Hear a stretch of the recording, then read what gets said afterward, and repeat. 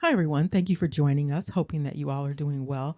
We're going to be addressing the topic of the interesting relationship between the place currently known as Iran and the place currently understood as West Africa. And so we are not just talking about the people, but we are also talking about the geography related to the people. And there is an odd relationship that we first started looking at back in 2019 when we started addressing the topic of NigariStan. Well, we are going to be going a little bit deeper into the NigariStan dynamic so that we can get a better understanding of this historic relationship between Iran and West Africa, and also by virtue of extrapolation here, the relationship between Iran and the United States and the rest of the Americas. We're just going to look at this little Britannica map section here related to the west coast of Africa that we are talking about. And so you see various countries like Mauritania, Mali, Niger, Chad, Nigeria, Cameroon, Ghana, Togo, Benin, Burkina Faso, the Ivory Coast, Liberia, Sierra Leone, Guinea, the Gambia, Senegal. And so you see this collective of nations that are currently understood as West Africa. But there's a question, or there are several questions about how these entities came about. And not only do we have oral histories that indicate that they came from somewhere else, there are other indicators to support that. Now, there's a very odd dynamic that goes on around the world that involves naming different places essentially Negro lands. And so you have historically Negro land, but there are also other names that, when looking at the translations and transliterations, you come up with the same thing. And so Nigeria is one of them, Niger is another one. Sudan is another one. And then, if you recall, those Negro islands, yet even more. And here, if you look at this Britannica map, you can see how the different countries are situated on the west coast of Africa. Now, what's interesting about these collectives is that even though the people groups might be next to each other inside of one of these countries, they are not necessarily the same people. They are not necessarily related, and they don't necessarily have the same cultures, the same languages. It's almost as if strangers were just thrown together at some point in time, and there were these lines of demarcation made that had nothing to do with their nations, their family groups. And so the other odd thing is that when looking at these various countries, they have very interesting cultures. So you have Mauritania and Mali and Senegal and Guinea, Sierra Leone, the Ivory Coast, Ghana, Togo, Benin, Cameroon, Chad, Niger, Nigeria is the big one, because that's what we're going to be talking about, is that particular name, because this definitely is one of those transplanted situations. It's not like the name of the area was Nigeria, going back thousands of years. Okay, and so this is something new that came up along with the migrations into the west coast of Africa. Now, again, what is going on with these narratives is that a number of these people groups in this area here, they have narratives that have them coming from the east into the west. And there are various reasons for these migrations. Now, when we look at the history of Iran, we see that there is a connection between the narratives that are being told by the people on the west coast of Africa and the hidden history of Iran. Okay. So the history is not straightforward because there is some attempt to cover up some of the dynamics based upon renaming. Fortunately, in real time, we get to see how this renaming works, how something has one name, and then for whatever reason, the name is changed. Gulf of Mexico, Gulf of America. When you do things like this, you change the history, you change the culture, you change the identity of a place. And so, therefore, it makes it very difficult to trace exactly what has taken place historically.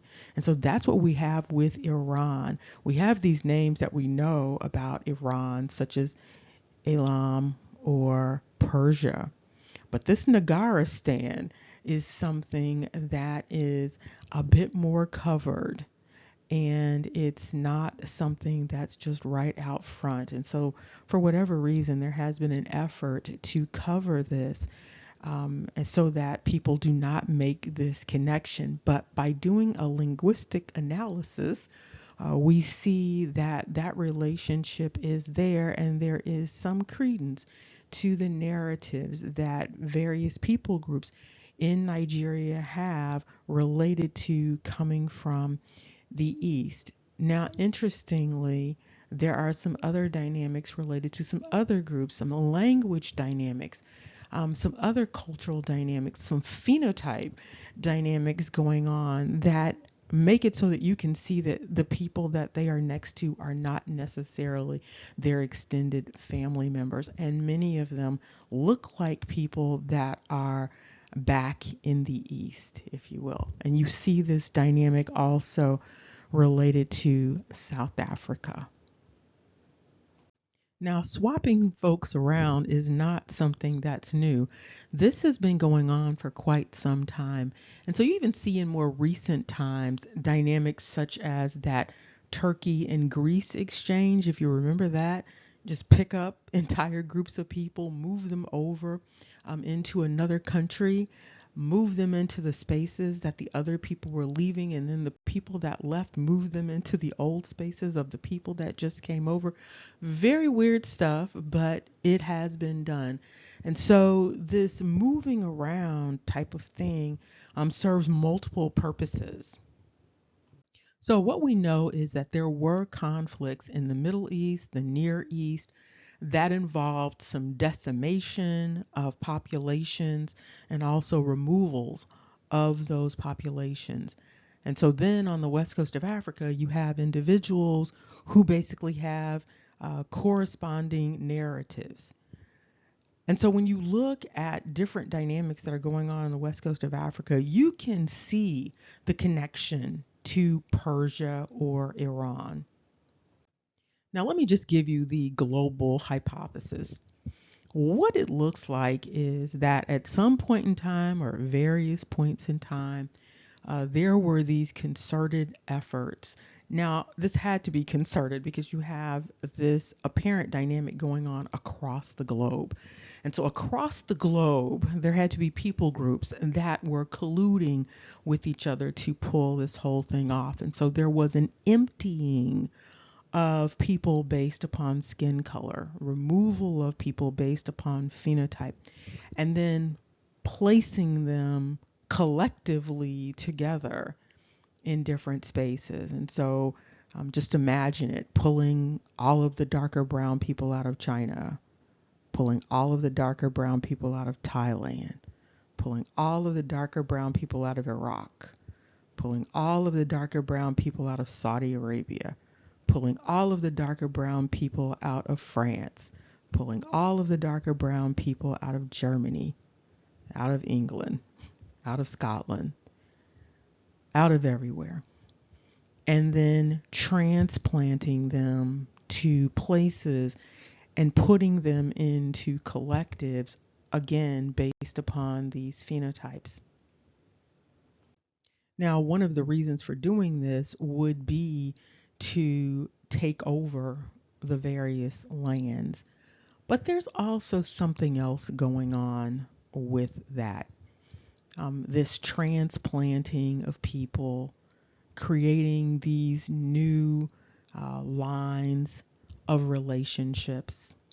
the dilution of people in terms of genetics, the grouping of people together based upon skin color, and then not only moving the darker brown people around, but also taking lighter people and moving them around into different spaces.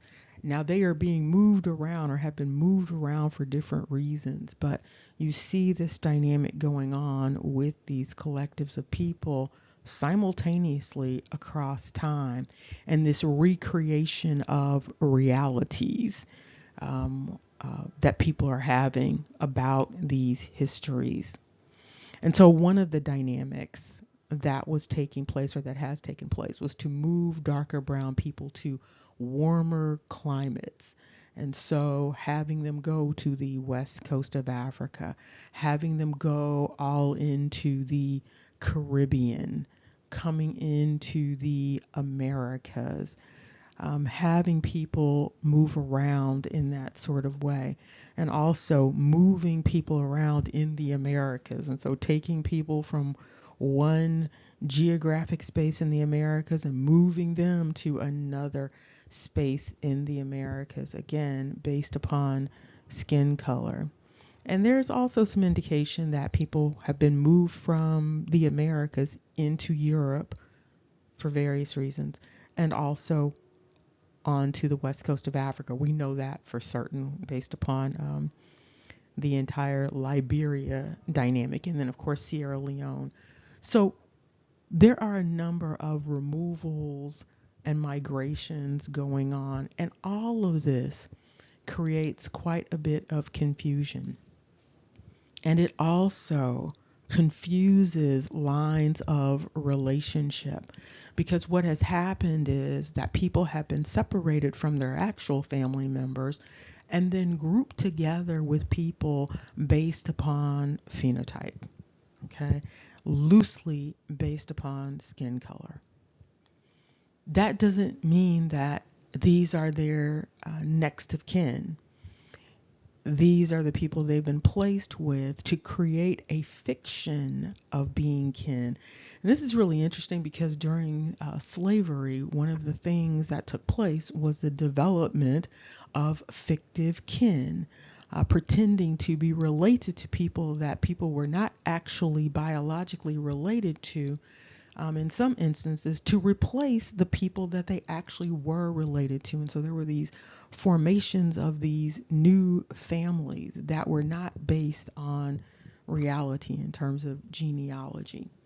And so this dynamic has been taking place for quite a while, and the removal dynamics have been taking place for quite a while. You saw the removals from the Scottish Highlands, the clearances. You saw all of that going on. You saw all of this stuff going on with Genghis, Chinggis Khan, Timur, the various collectives that moved from the Middle East across Africa, taking over that, the taking over of Europe by North Africans, and then Europe, South Europe, taking over parts of North Africa. So you have a lot of things going on, very juvenile things going on, quite frankly. So when you look at all of these conflicts that have happened over time, they are very pathologically narcissistic, ethnocentric, all of that. And so you've got a lot of stuff, a lot of moving parts here historically. And this also brings me to the topic of the dynamic of many lighter skinned people in the United States believing in this great replacement theory. The great replacement is not a theory, it's a reality, it's a practice. Okay. And so what individuals are concerned about is being brought into the practice in a way that they don't think is going to benefit them. But they know for sure that this replacement dynamic has taken place because they have already been a part of a replacement dynamic. And so if individuals move from Europe to the Americas, they know how the great replacement works because they have been replacers, and they have also been replaced in Europe. Okay, so it's not a theory, it's not a conspiracy theory, it's a reality of how these various entities have been playing these games over time. They have been down with the get down. Okay, and so it's what has been done, these various great replacements. And so, yes, it is something of concern. It's something that should be discussed. But because when people are playing all these games, they don't want these things discussed. Instead, these dynamics are couched in some sort of hysteria or something that they are asserting that the people are having. But the people are dealing in reality based upon history.